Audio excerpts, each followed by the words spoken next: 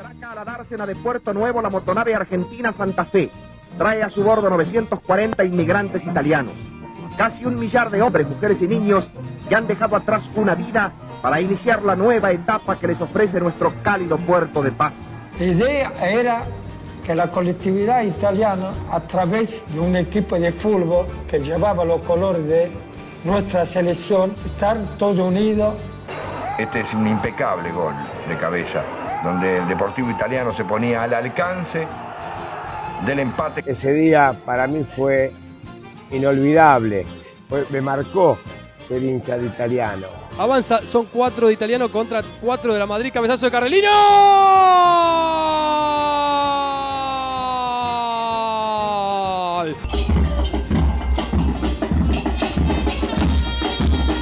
El fútbol siempre fue de ellos. Desde la llegada de los ingleses a fines del siglo XIX, los orígenes de nuestro fútbol tuvieron nombres y apellidos europeos.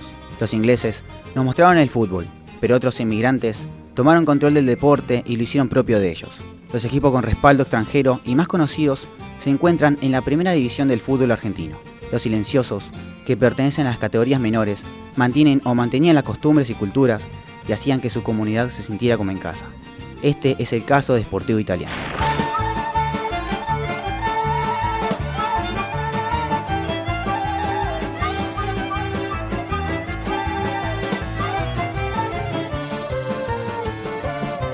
Una mattina mi son svegliato, oh bella ciao, bella ciao, bella ciao, ciao, ciao. Una mattina mi son svegliato e ho trovato l'invaso.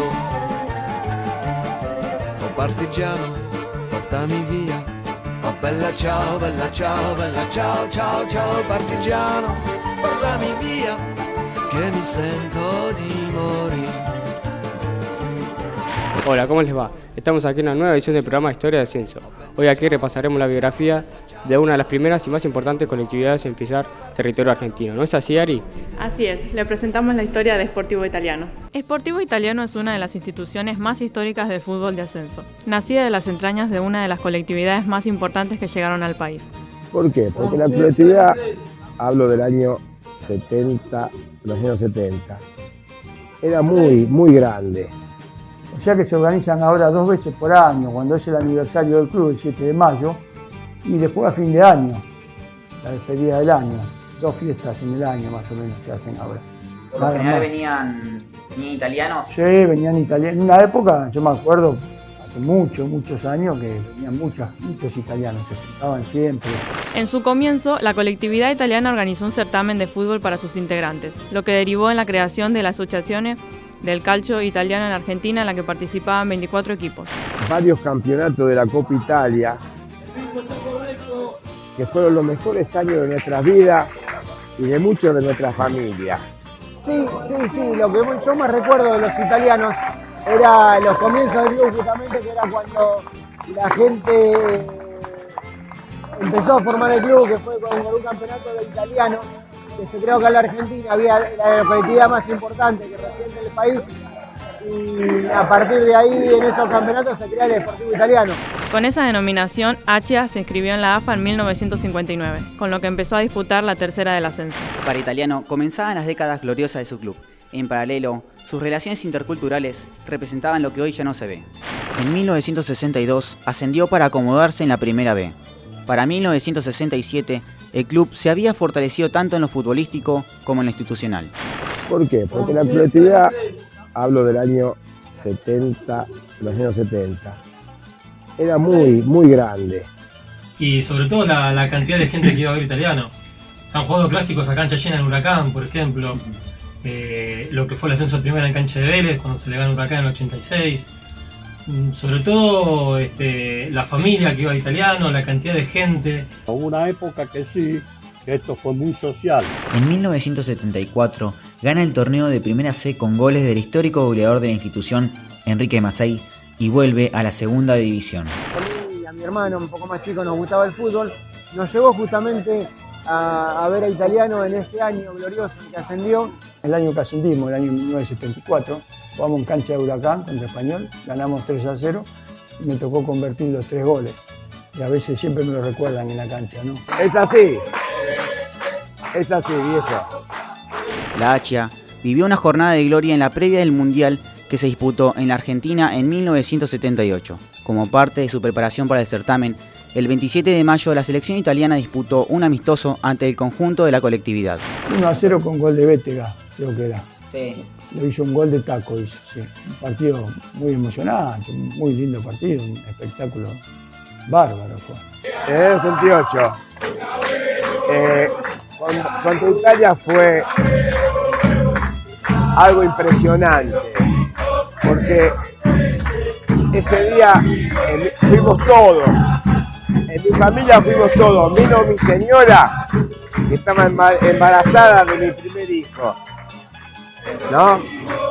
Y era emocionante cuando uno se acercaba a la cancha de Boca y ver la caravana de familias italianas que iban con sus banderas, ¿no? Pensando en el pueblo que dejaron, en su tierra, ¿no? Con toda la alegría. Pero hoy en italiano era habitual las fiestas en el predio, un domingo pasar todo el día. Se hacían 3, 4, 5 fiestas anuales, mínimo. Eso se ha perdido en los últimos años. No se han realizado y eso era algo que era costumbre en italiano, y también a las fiestas estas venía gente que no eran la gente habitual que venía a la cancha a ver los partidos. Venía otro tipo de público, bueno, pero sí eran muchos y todos pertenecientes a la colectividad. ¿Por qué? Porque les gustaba esto, de pasar el domingo en familia, de escuchar música italiana, de bailar, de comer la pasta, porque se hacían pasta. Antes era más familiar el tema de los italianos, se ayudaban mucho entre ellos, si bien se unían más a comer un domingo en familia, en los clubes, comían asado, comían pasta, eran más unidos. Con el pasar del tiempo, ellos me decían que ellos eran italianos porque sentían el color de la bandera, el color de la institución. Y pasado el tiempo, la generación va cambiando. Eso ha cambiado mucho porque ha venido mucha gente joven, que inclusive ni siquiera son descendientes de italianos, simplemente porque le gusta el club y porque le gusta cómo está organizado el estadio, todo. Es decir, ya prácticamente el club familiar que era antes se perdió con las últimas generaciones. Unos meses más tarde, la fusión con la Sociedad Italiana de Vicente López determinó el primer cambio del nombre, ya que a partir de ese momento pasó a llamarse Club Deportivo Italiano, tanto de manera oficial como jurídica. Recién en 2003 llegó la denominación definitiva de Sportivo Italiano. Gracias a la fusión que se hizo entre Sportivo Italiano y la Sociedad Italiana de Vicente López, seguimos vivos nosotros. ¿Sabes por qué? ¿Por qué? Porque nos fuimos uniendo y ahora la sociedad de Vicente López, que ahí está nuestra sede, nuestra actual sede, ¿no? Se la hemos alquilado a Sport Club. Y con lo que nos da Sport Club, tenemos casi más de un 40% del fútbol profesional. Siguen otros 20 años de situaciones inesperadas. Del ascenso a la máxima categoría al endeudamiento más grande que tuvo. El apogeo para la Azzurra iba a llegar en la década del 80, cuando logró su único ascenso a la primera división de la mano del entrenador Ramón Cabrero. Y bueno, eso es una fiesta muy grande. El italiano llegó a tener 8.000 y pico de socios activos. Los que más me acuerdo, el 86-87.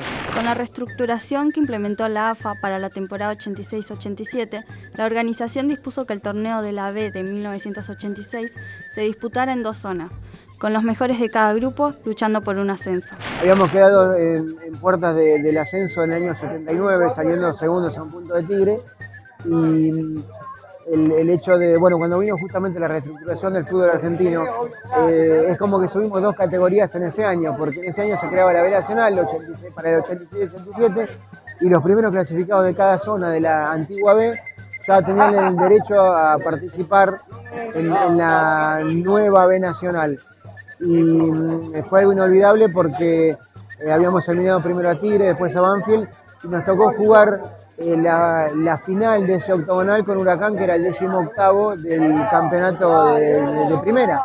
Yo lo daba por perdido ese partido, ¿viste? Lo damos por perdido. Y te voy a hacer una confesión. Quería que reventaran al Turco García, ¿viste? Porque es un tipo piola, ¿viste? Como hincha uno quería eso.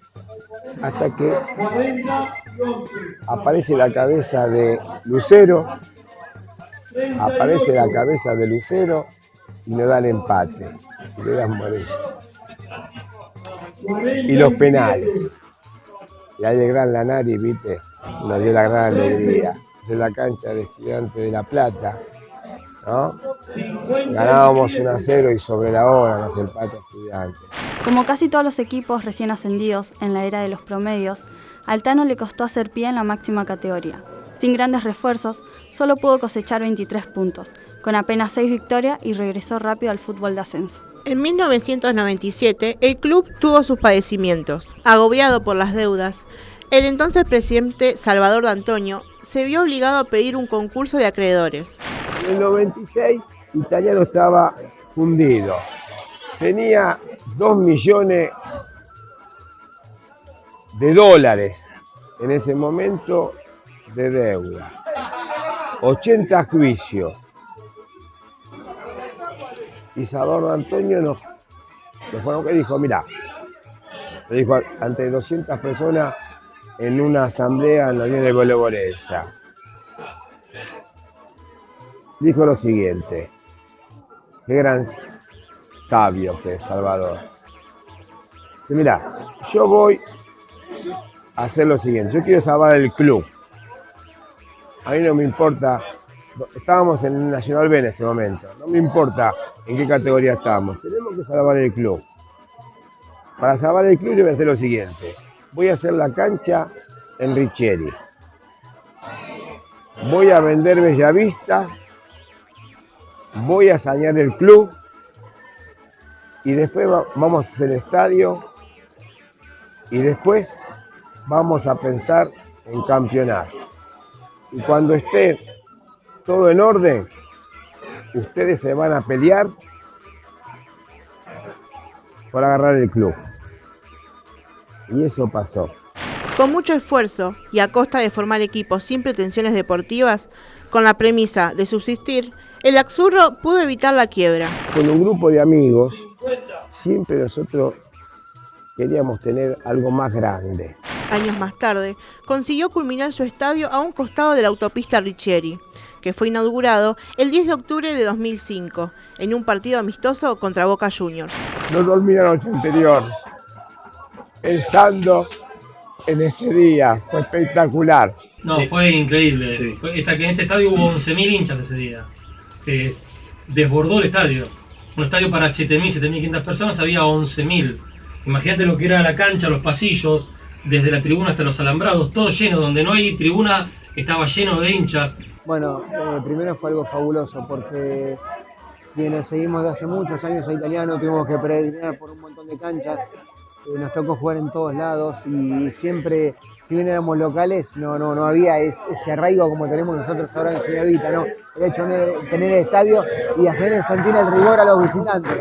Dejamos de ser los gitanos. A nosotros cuando íbamos a los partidos nos decían gitanos, tanos, háganse en la cancha. Y a este grupo de muchachos que yo mencioné antes, nos daba más fuerza para conseguir las tierras. No hemos tenido ningún apoyo de ninguna empresa italiana grande. 24. Eso que quede bien claro.